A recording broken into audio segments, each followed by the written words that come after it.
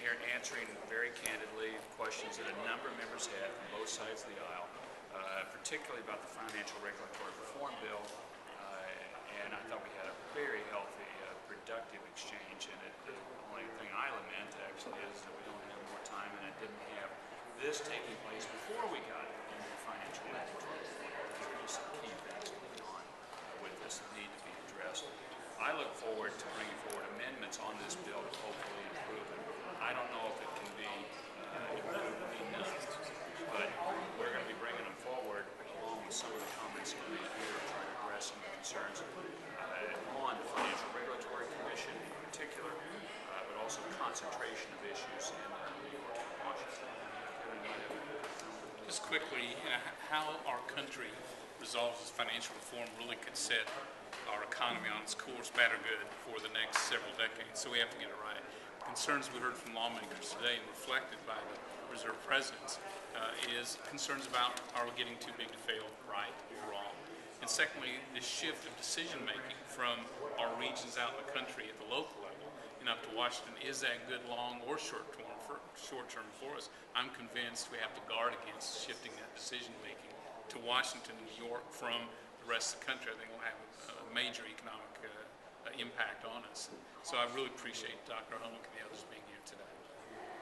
Well, I appreciate the fact that we had so many both Republicans and Democrats show here today.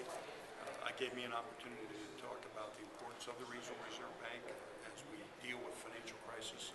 I've been through an ag crisis, through a real estate crisis, through an energy crisis. So there is more than just one part of the country. It goes broader than that. And the second is, yes, too big to fail. It's really one of the most important issues that the Congress of the United States and America will face, because how we deal with that will define how the financial institutions in this country evolve over the next several decades. So it was a great opportunity for us to identify these issues and speak to them. So thank you. Thank you both very much. Does this bill address too big to fail, or how should we do that? Well, I considered this a start, but I think we need to encourage that it be directed under a rule of law where the discretions are eliminated or minimized, so that the institutions know this is how things will be resolved should they engage in activities that cause them to fail. So that's really one of the major messages that I think we can. Senator Brownback, could you expect to push pretty hard for Senator Hutchison's amendment to restore the supervision of banks, Fed over community banks? I do, and I think that's critical to have, is that the Fed be involved in this and not some different new entity, or, as Kevin is saying, to centralize everything instead of having it be regional. The other thing on too big to fail, and I think this is critical, too big to fail, you can't make this an optional deal. That, okay, yes, if you get too big and you get in trouble, you will probably fail. But we also have this fail-safe option that we can pull out. No, it needs to be the system where if you get in this situation, here is the dismemberment process that takes place, or here is the trusteeship that occurs. We do this on banks as a government all the time. We've got to put that in place with the big institutions, or you're going to continue to favor big institutions over the regional or the smaller institutions. And you're going to continue to have this acceleration of big. That is not healthy for the U.S. economy. What about Sanders' and Vince's amendment to audit the Fed? That's something you supported that last year. I support it this year. I think that's just prudent. I think the public wants to know this information. I don't think it will hurt in the setting of the money supply. I think that's just a prudent, common sense item to do. Did you get any did the governors talk about that at all? We talked a little bit about Fed policy on its minutes and getting that information out on an earlier basis.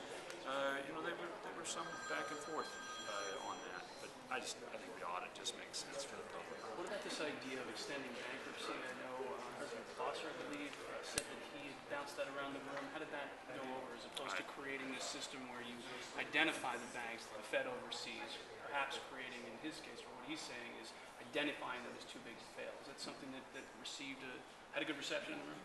I thought so. Yeah, I thought so too. The point I think they made is if we want to prevent the next financial crisis, people have to know in advance what the rules will be for failure, but they'll be rules-based, not politically based. That creates uncertainty, that creates unlevel playing field, special treatment, and sort of invites, well, not sort of, does invite risky behavior in the future. I thought that was well received from the lawmakers in both parties. Enough, do you think, to change the proposal in the Senate as it stands now? We'll see.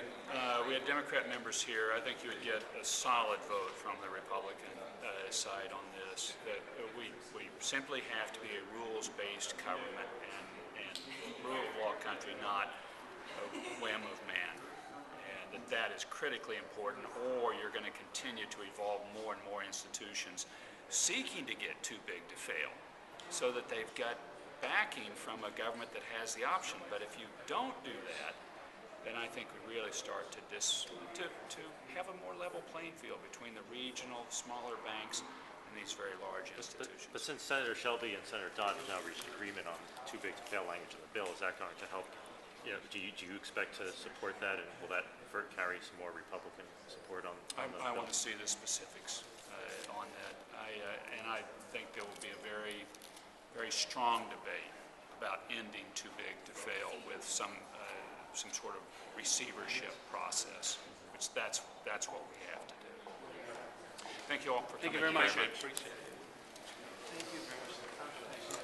Senator, I really appreciate it. Thank you guys for being here.